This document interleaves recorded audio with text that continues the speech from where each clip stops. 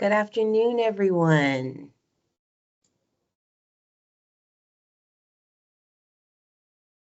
Hi, I'm just going to go ahead and introduce myself. You're more than welcome to come on screen if you'd like, and it's perfectly okay if you don't desire to. I think I made that as an option to be able to. I'm Demetria Lisi. I am an assistant director with the Division of Employment and Training Services. With us this afternoon, we have Kelly Manning. She is with the Department of Education and Early Development, and she will be talking to us about the teacher registered apprenticeship program. So I am not going to delay this. Kelly, I'm going to give you the floor. We have access to the chat. And so if you have any questions, please feel free to put your questions in the chat. I will monitor the chat and chime in and ask your question if you don't want to come off mute. All right, thanks. Thank you so much for being here, Kelly.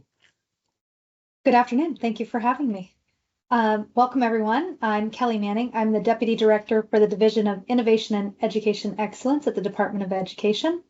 And I have been able to be a part of our launch of the Alaska registered apprenticeship. So for teachers and principals, we now have principal approved. So we have two pathways, and we've been working on this in a partnership with a number of organizations around the state. So I'm excited to share. I would love to start with just knowing who's on the call today and understand your interest so that as I'm going through, I can align to that. So for those that have joined today as, to listen and learn, if you want to come off mute and share who you are, if you're with an organization, and what your interest is today.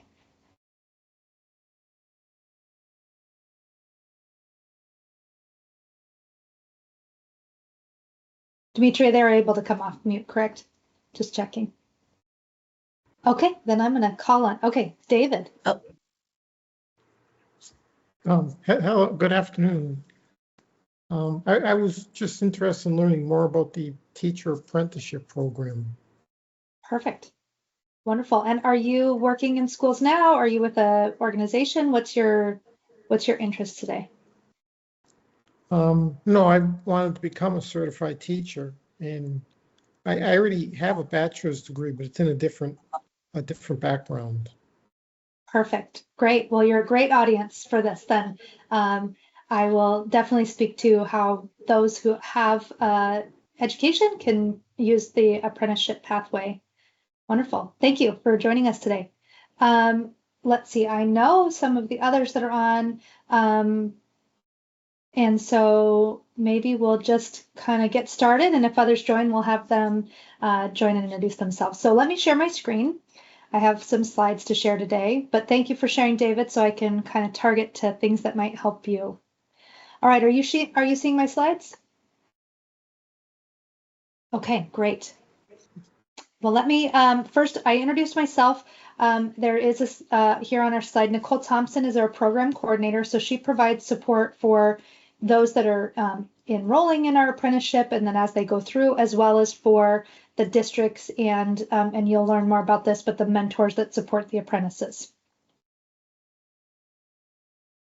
For the Department of Education, we have as our mission, vision, and purpose an excellent education for every student every day.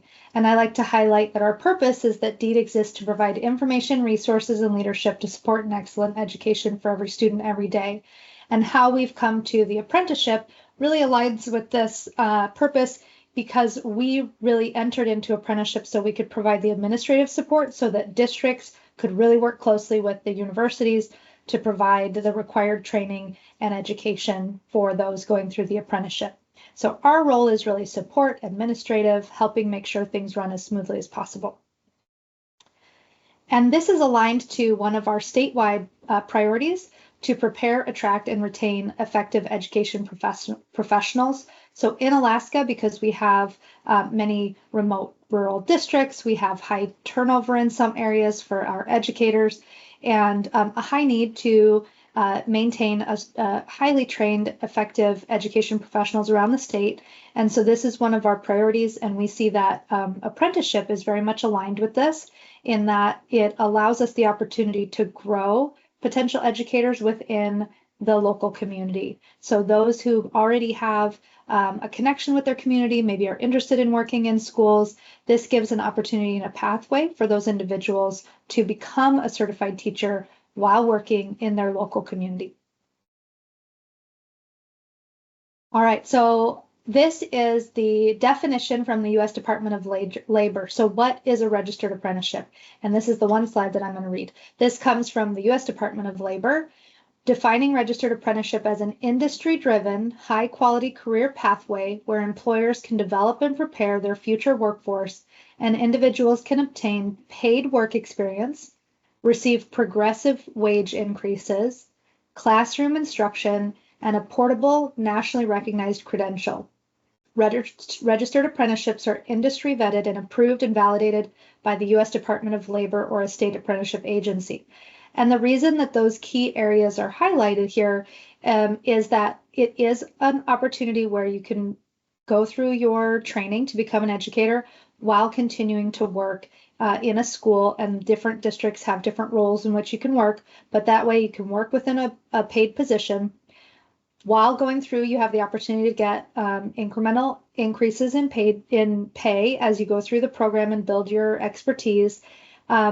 And it comes with the classroom instruction. So you, as noted, you have to achieve by U.S. Department of Labor standards a nationally recognized credential. For the state of Alaska, that's a teacher certificate that's transferable to another state. And so your classroom instruction has to align to being able to achieve that. So for Alaska, that's achieving a bachelor's if you don't have that, or a post-baccalaureate education preparation. So either or would meet that requirement. And so this is an opportunity to work and get paid while being trained to become an educator. All right. So Kelly, this is really, yes, go ahead. you are getting, you have an OIT message that's blocking the screen. Oh, so And sorry. that you might want to Thank put you. snooze on. You're welcome. Thank you. I had my presentations up in front of me, but I didn't see that off the side. So thank you for calling that out. I figured, no worries. Thank you so much. We don't want that blocking. I've been trying to snooze it for like 3 minutes. I've been snoozing that thing all day. It's going to catch up with me eventually. Okay, thank you for noting that. Okay, so apprenticeship program key actors. This is one of the things to note. For those that are going through, there's a couple of key groups that support the apprentice. So you can see at the middle is the apprentice/mentor. So this is really important, is that relationship between the apprentice and then their mentor. In labor terms, it's called the journey worker. So somebody who is a skilled, trained educator that has their credential is working side by side with the individual going through their apprenticeship. And that relationship and that support is sort of the core of apprenticeship, but it's supported by then these organizations that provide the different components of apprenticeship support. So the sponsor, there are several sponsors in the state. The Department of Education is the sponsor. There's some regional sponsors like the Bristol Bay Regional Career and Technical Ed, Sea Alaska Heritage Institute here in Southeast, Arctic Slope Community Foundation. So there's a couple of other sponsors that serve regional areas of the state, and then DEED, the Department of Education, is a statewide sponsor. So we support school districts around the state. Then the related instruction provider, as I shared, for teacher apprenticeship or the principal pathway, you have to achieve that education preparation that's required. So the related instruction providers are universities that provide the accredited instruction that's required. And then the employer is the district, the school district in which you're employed and working. And then all of that is approved by the U.S. Department of Labor. In Alaska, we have a Office of Apprenticeship, and that office then signs off and makes sure that we're meeting all of the requirements for federal apprenticeship. But those organizations are working really closely together to make that function for the apprentice and mentor as smoothly as possible. Okay, so what is an educator apprenticeship? So gaining hands-on experience is one of the core components. So the most of our districts are either hiring or bringing somebody who's already working in a paraprofessional position, which is a classroom-based position. Those individuals then are working within a school and have the opportunity to become an apprentice. So you don't have to be an apprentice to be a paraprofessional, but apprentices in most districts are serving as a paraprofessional. In that role, then you have the opportunity to work in the classroom, gain hands-on experience while getting guidance from a mentor on the required competencies that you need in order to be an effective educator. As you're going through that, you're also earning the college credits that you need. All of our universities accept credits in for those that have credits already. So then you'll go through that opportunity to kind of evaluate and what do you need to still complete in order to achieve your certification. You also have the opportunity, one of the great things about apprenticeship is there's a certain number of hours that you have to complete to with the guidance of your mentor. But if you have experience working in a district, you can also bring in that experience and the district can evaluate and look at what kind of classroom work experience you might already bring in. So that's for those, David, you had shared you're interested, you already have some education, maybe some relevant work experience. You could bring those things in and have the district evaluate and say, yeah, we can give you some prior credit experience so that you start kind of further along on that pathway. As you go through the program, you're supported by the sponsor. In our case, that's really Nicole Thompson that helps our apprentices to make sure you're staying on track, check in on needs and where there's areas that there needs to be growth and development in becoming an effective educator. So who's a good target for this pathway? It really, one of the goals of the Department of Education has been to build our apprenticeship pathway with lots of on-ramps. So for those that maybe are, newer graduates from high school, interested in education, maybe did some high school exploration of education pathways, there's opportunity to come in early in the apprenticeship and go through the full bachelor's. It does take some time because you're working full time, you're taking your college courses. It does take some time if you come in, fresh out of high school with no credits, but there is the option for that. But there's also opportunities to come in if you already have credits, if you already have some work experience and join in further along that pathway. So that's where this is a really great pathway for those who maybe are community members who have maybe a bachelor's degree, maybe have some, have been maybe a substitute teacher or have in other ways worked in a school and have some interest. This is a really great way to take that prior experience and apply it to get you further along the pathway. We do have a special education pathway. As I shared, we have a principal pathway that we're launching this spring. And so there's different paths for those. There are through the University of Alaska, and I see Nicole Ensley is on the call, and they have some really great options for early childhood stacked pathways. So people that are maybe like, well, I want to start with early childhood and then we'll see if I want to continue on. There's an opportunity to achieve certifications along the way that are that build towards a full professional teaching certificate, but maybe there's an interest in stopping part of the way along and stopping with an early childhood credential or something along those lines. So there's opportunities that really can meet a lot of the needs of different individuals based off of interest, what kind of a role you're interested in working in a school. Ideal candidates are those already working in a school as a paraprofessional or classroom aide because it's very pretty easy transition into the apprenticeship. The key one is anyone committed to working in Alaska schools and growing into a teaching role, there's a pathway of apprenticeship to support those individuals. All right, so eligibility. And in order to be eligible, a candidate must be at least 17 years of age. As noted, if you come in early, there's a lot, you have to do the coursework and the hours, so it could take some time, but if you are interested, you can certainly start right out. You must have a high school diploma or equivalent. You need to be able to meet physical requirements for the position in the school that you're working in. So each district has those for the positions. Be eligible to work in an Alaska public school and be able to pass a background check, and meet any additional requirements set by the college or training institution. So each of the different programs have different acceptance requirements. So depending on which pathway you're interested in, then we would look with you at what are the requirements for that educational institution and make sure that the individual meets those requirements. And then the program duration is, it could take 4 years for an individual that needs the full bachelor's degree, and requires 5,000 to 6,000 on-the-job learning hours.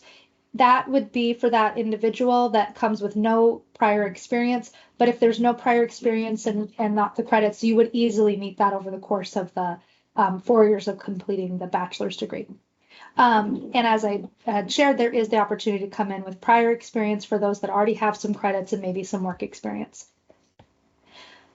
And depending on the sponsor or employer, the requirements ideally are a minimum of 3 to 4 classes per year.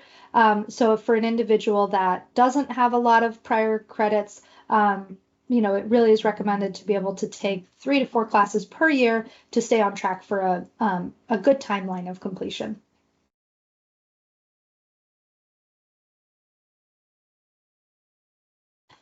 All right, so some of the questions are why apprenticeship and how is this unique?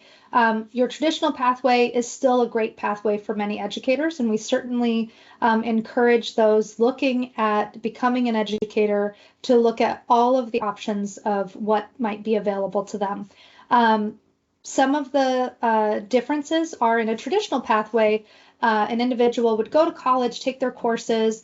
Towards the end of that pathway, they would do a clinical experience where they get the opportunity to go and work in a school for a set period of time, and then they would move into a first-year teaching position. Depending on the program, that may have limited mentorship, though many of our Alaska institutions do embed a lot of mentor support through their traditional pathways. And an apprenticeship pathway is really embedding that college training as the person is working. So it's really side by side. Instead of doing that clinical experience at the end, it's embedded as they go through the program. So you start working in a school right away. You're able to earn income and progressive wages as you move through. And then it is a requirement of apprenticeship that there's an assigned mentor. So that is something that if that's a piece that would be of interest to you, then that is a requirement of apprenticeship. So you know that you'll get that as you go through apprenticeship. And then because of just the structure of how apprenticeship is set up, there does open up different funding opportunities for tuition and support services that some traditional pathways may not have available. So that is an option that can be available for apprenticeship. Currently, the Department of Education has some funding support specifically for apprentices going through their program for their tuition to help support tuition. All right, so why teaching in Alaska? So certainly, is a high demand field. So there's a lot of need for educators in Alaska. It's a part of why we're targeting apprenticeship, is to try to come up with other pathways to help educators enter the field. So it's a high demand role. Depending on, each district has their own pay scales, but there's, can be competitive pay and benefits. Often most education positions, especially if you're in a certified position, do come with retirement and healthcare. And so that can be, helpful to support some needs. Some districts also are able, depending on where the schools are located, to offer housing, and that's just dependent on where that school is located. One thing that's really appealing for some individuals is that can be a family-friendly schedule. So for parents that have kids that are school-aged, having a schedule that aligns it to your family schedule, where you have time off when your kids are off. So summer's off, and school calendars that align with your kids while they're in school. So that can be a nice alignment. Our apprenticeship program really highlights the cultural connection, and that's one of the benefits if you become an educator in your home community, and you can bring that deep understanding of your local culture and help support students in your community to be connected to their culture through their learning. That can be really appealing and can be an opportunity for those who are considering the career pathway. Additionally, there's other opportunities throughout your career once you get into an education position to continue pursuing additional education pathways and leadership pathways. As I shared, we're launching our principal pathway for apprenticeship. So there are opportunities once you get into a school to continue growth and learning to pursue other leadership pathways and opportunities to move into principal positions or school or district leadership positions as you continue your education and training. As I shared, we have a number of teacher pathways currently available for different types of teaching positions. So you can get an early childhood certificate, an elementary education certificate, secondary and special education. So these are pathways currently available under DEED sponsorship, and we continue to work with our universities to explore what other certifications or endorsements we might be able to offer for educators. So lots of different paths, and additionally, as I shared, our principal pathway that's coming on board. All right, so this is where we're at currently. So DEED launched our apprenticeship pathway in 2024. We started with apprentices in a pilot last January. We had 5 apprentices. As of the beginning of the winter semester, we had 82 apprentices statewide in the teacher pathway. So it's growing really rapidly, lots of opportunity. And one of the nice things is both DEED and the universities are really working to create a nice cohort opportunity. So even though you're in your community taking courses remotely, there's opportunity to connect with those apprentices that are taking courses around the state, hear and understand what they're doing in their schools, learn from each other. So it's a really nice opportunity for those going through to go through with a group and really be able to connect. So even though your courses are online and remote, there's lots of opportunity to connect that way. Additionally, the mentors have opportunity to do the same. So we try to provide that same support for mentors to be able to connect as a cohort, support them in what are they doing? How is their district providing them opportunity to support their apprentices? What kinds of resources or support might they be able to help provide to the apprentices? So really thinking about how we can do it as a collaborative. Additionally, there's many districts around the state that are participating.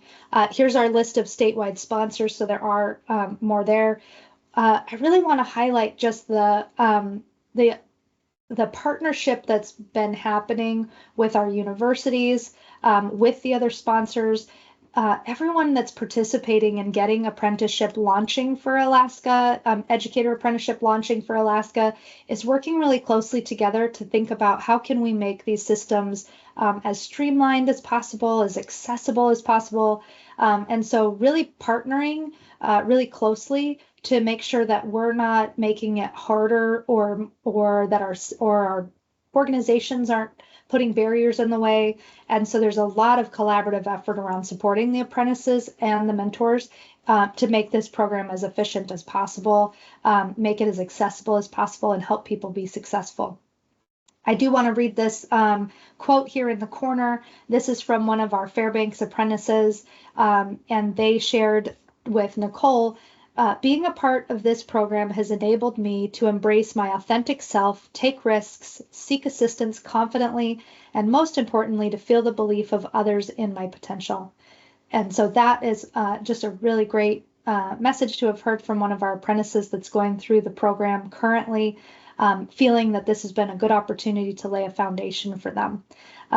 So excited. And I think that that's really comes down to that close partnership of our different organizations working together. So it's very much a space in which everyone's trying to help support people that want to become educators to have a clear pathway and to understand the system and not have our systems get in the way.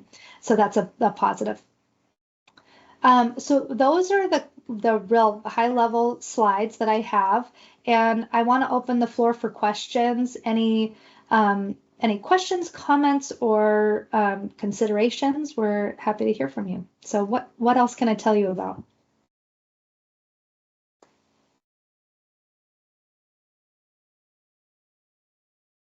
And maybe I'll start with David and just ask, you kind of had shared at the beginning you're interested in pathways to become an educator. Does this sound like a pathway that might be of interest to you? And do you have questions specifically of, from a potential educator, questions that you're left with of, well, how do I start? Where do I go? I guess my first question would be, how do I get started? I've been looking for a year. I mean, I have some tutoring experience, but it seems like most of the pathways require me to get another bachelor's degree that I would have to pay on my own. And you have currently a bachelor's degree, correct? You said that at the beginning? Yes. Yes. So the apprenticeship pathway does not require you to do an additional bachelor's. There are some of our programs that offer a post-bac option. So once you've completed your bachelor's, there's certificate options. And so the first place to start for the apprenticeship, because it is based within the employer, so the district, is to go to your district and see if they are registered under the apprenticeship program. Are they offering apprenticeship?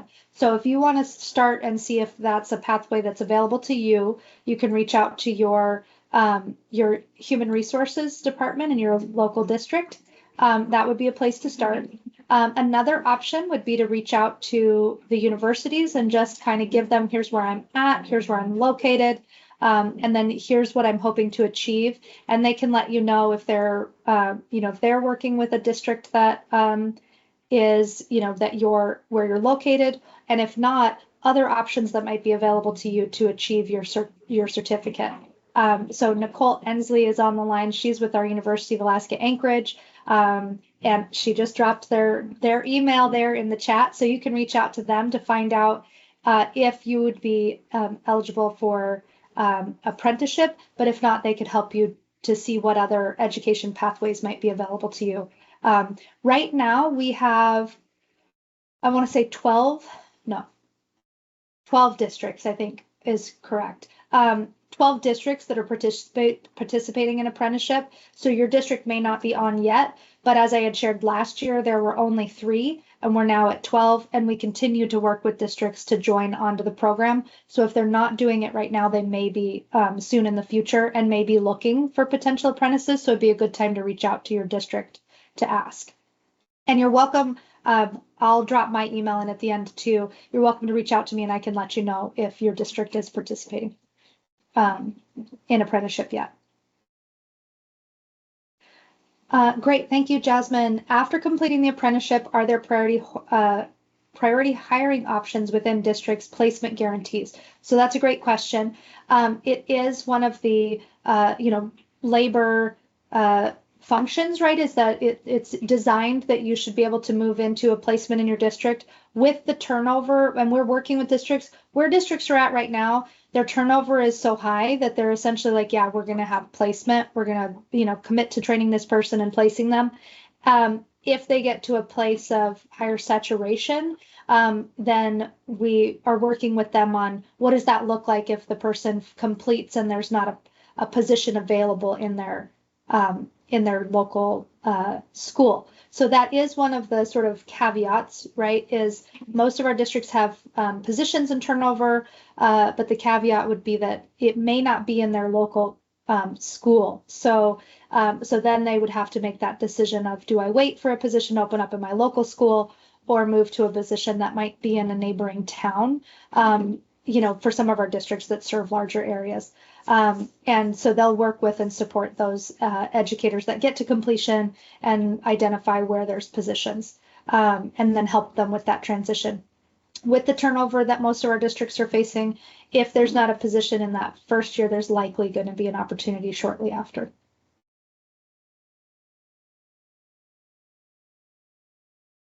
Great. Other questions?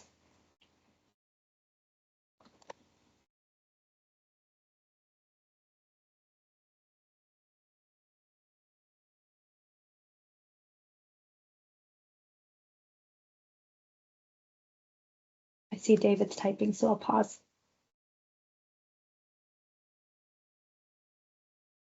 Kelly, I typed in the chat earlier that this video will be shared really statewide. If anyone contacts one of us within the Department of Labor and has questions, would you be a good point of contact to refer them to? Yes, either myself or Nicole Thompson, and Okay. I can put both of our, well, we have on our website, there's the link on the next page, so I'll flip to that one here, just so that that's up. And then I will drop our contact information in the chat as well. And so absolutely, we, if people are interested, apprentices, I would recommend reaching out to Nicole. And then if it's partner organizations, they can reach out to either one of us. But Nicole is our primary point of contact for those that are interested in the program, want to learn more about how to enroll, what districts are participating. And then she will be the one that helps them, as if they do choose to continue, she'll help with the enrollment in labor and all of the steps and process that the individuals have to go through. And then I've already mentioned, I see she's dropped off, but Nicole Ensley, and she dropped her contact in the chat. Each of our universities also have a apprenticeship coordinator that is supporting apprentices. And so those are great contacts for individuals as well if they're interested. Ultimately, they're going to have to go through their district. So we want to just help understand where they're at and see if apprenticeship is an option for them, and then we'll help connect them with their district. Excellent. Thank you so much. Do we have any other questions? I don't. It looks like David was two questions there. David had asked, so yes, David, the first step would be contacting your individual district, but I also dropped Nicole's email there as well. If you want to start with her, you're welcome to do that, and she can help let you know if your district has a apprenticeship, help connect you with who in your district, if they do have it, who to work with. So either way. And then I see Jasmine had the question, are participants mentored by current principals during the principal pathway? And the short answer is yes. So as it's a requirement of the program that an individual be mentored or have a journey worker that has under our approved program, they have to have worked in the district in that position for at least 2 years. And so for the principal pathway, a principal or other district administrator who has had principal experience in that district, but it has to be somebody in an administrative position in that district that has worked as a principal to serve as the mentor. Additionally, we also, for the teacher pathway, that's the requirement for the teacher mentor as well. But we also are working with the Alaska State Mentor Project to provide training, support for mentors, really to support and make sure that those mentors have the training that they need to be an effective mentor, that they understand the requirements of apprenticeship versus maybe traditional mentor support that they may have done in the past that's a little bit more hands-off and more guiding, where in apprenticeship there's a little bit more of an evaluative role in determining if somebody's ready, if they've met the competency standards, and so we're providing support for the mentors to make sure that they feel really confident, comfortable with the requirements that they need to do. Great questions. Okay, and then David, does Alaska have a high demand for English or math teachers? And the answer is yes. So There's really not a content area where we have low demand right now. Certainly in English, one of the things, and if you go through either the apprenticeship or any of our traditional pathways, we have a recent reading law that passed in Alaska. And so for elementary, there is additional requirements. The programs have those embedded in them, but additional requirements for having a grounding in reading instruction. And then there certainly math is an area that is hard to fill, especially in some of our more rural remote areas where there's certain positions that may be easier or harder to fill than others, but there really isn't a subject area that we're just inundated with. So any area is high demand.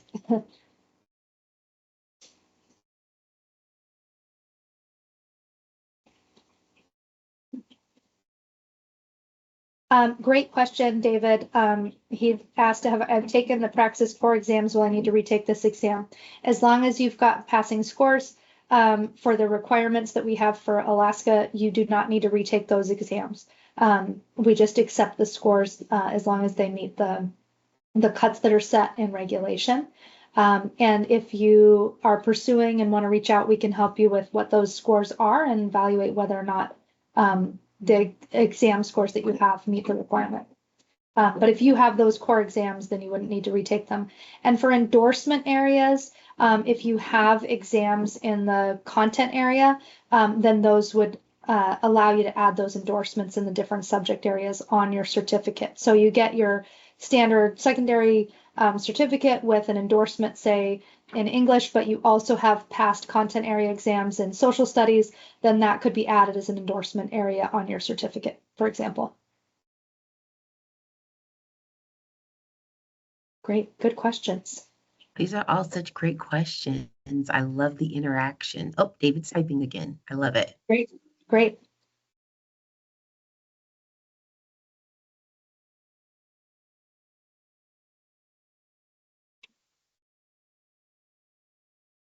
While David's typing, I think one of the, if there's one takeaway I would say is just reach out to Nicole or myself, and we're happy to help connect and identify where a person's at, help direct them to our university partners. If apprenticeship isn't a pathway, there's lots of opportunities and pathways to become a teacher. So if that's something that an individual is interested in, we can certainly help connect with resources and support for that.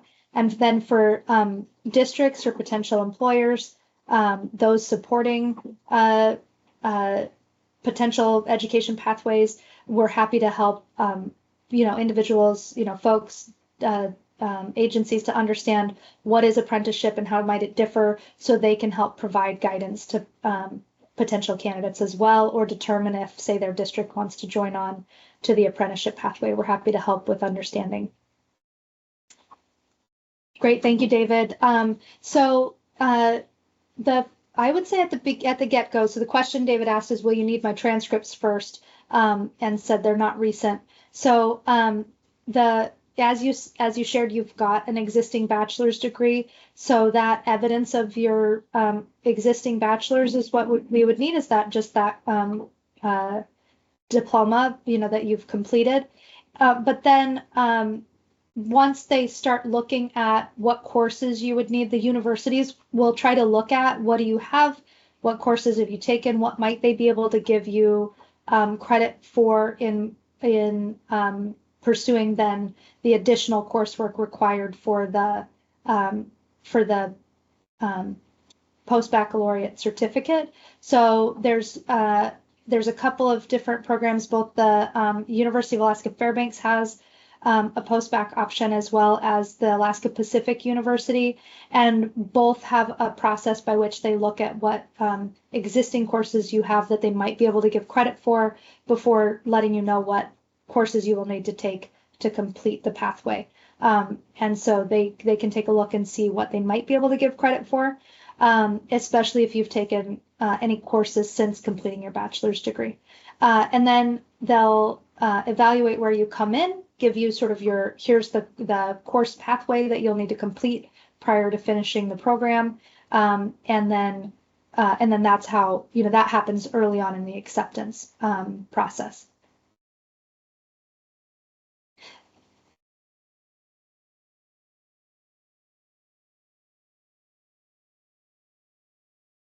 As far as for how you come into the program, I'll have to go back and look at the what the different university requirements are. So each program, as I had shared, has different acceptance requirements. So we would want to look at what the what you have, and then what you might need to do to meet the acceptance requirements for the program. So I think a good place to start, David, would be reaching out to Nicole. And then she can look with you at kind of where you're at, what you might be eligible for, and then we can look at what pathway options could be available to you. And if the apprenticeship is not an option, then we can help connect you with the university to see what options they may have.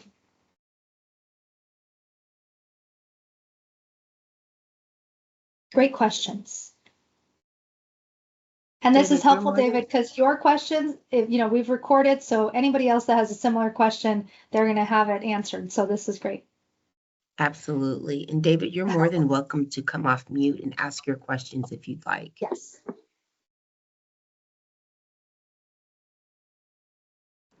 Do my old credits expire after 9 years? Not if if you've completed your bachelor's, then that bachelor's stands. As far as any other courses that you've taken, we would have to look at what those courses are, and that's really an approval process that the university does. The Department of Education doesn't approve what they can accept or not accept, so that would be something the university would have to look at. But your bachelor's stands, right? So you have your bachelor's, and then it would be really looking at any other courses that you might have that may work towards the post-bac. And then that would be something the university can evaluate and look at to see what they might be able to give you credit for. Okay. But the post-bac options are shorter. So they're not the full 4-year because you already come in with your bachelor's. So for example, the program at Alaska Pacific University, they have like I want to say it's 12 or 18 month program if you've already finished your bachelor's. So then they basically give you credit for the bachelor's, and then you complete what you would have to do for the education preparation on top of that. So then that's how their program works, for example. Yeah, good question. Did you have other questions, David? No, that's all for today. Thank you. Great. Well, thanks for asking your questions, because it's helpful, I think, for people to kind of understand. This is exactly what we'll do with a candidate, is just connect with them and go, well, what do you have? Where are you at? What are your goals? And how can we help you to move to the next step? Sarah. Hi. So is the education portion tied to where the school district is? Like if you were choosing a school district, it would be this school program, or are they separate entities? Great. That's a good question. So each district gets to make that selection of which are their approved related technical instruction providers. We have been encouraging our districts to approve as many as possible, because all of our related technical instruction providers provide all of their coursework remotely, and they have different programs. So like the post-baccalaureate option for Alaska Pacific University is kind of a unique program. The special education program at University of Alaska Fairbanks is unique.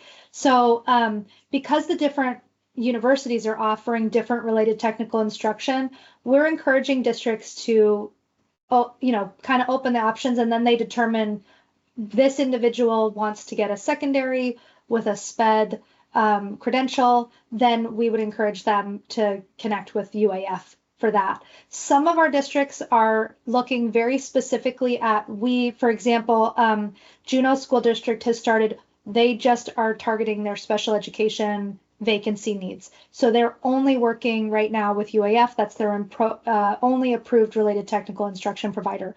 So it depends on the district. and what they're targeting for their needs. Some of them have all of the options for the related technical instruction providers and help connect the individual apprentices based off of what pathway they want to pursue. So it depends. And so all of those options would have to be listed in the standards of apprenticeship that's created. Yeah. Yeah. For that. Yes. For that sponsor. Yes. Yes. So yeah, and so we work with Great each questions, district everyone. and then make sure that that information is available for apprentices coming on. Yeah. Yep. Awesome. Great questions, great conversation. Do we have anyone else before we wrap up? We want to make sure that everyone's questions are answered and maximize Ms. Kelly's time. All right, I don't see any bubbles in the chat and I don't see any hands raised. Kelly, thank you so much for being with us today. We greatly appreciate it. This was great information. As I've already shared, I'm just going to say it again. This recording will be shared. I will send it out to the entire career guide group. It will also be on our Department of Labor website. And it will also be shared on all of Department of Labor's social media platforms, Instagram, Facebook, and X. So if you would like access to any of those recordings and can't find any of them, please don't hesitate to give me a call. And I will be happy to either send you the link or direct you to where you need to go. Thank you so much, all of you, for being on today. We greatly appreciate your participation. Again, thank you, Kelly, and everybody have a fantastic day. Thank you. Thanks for having me.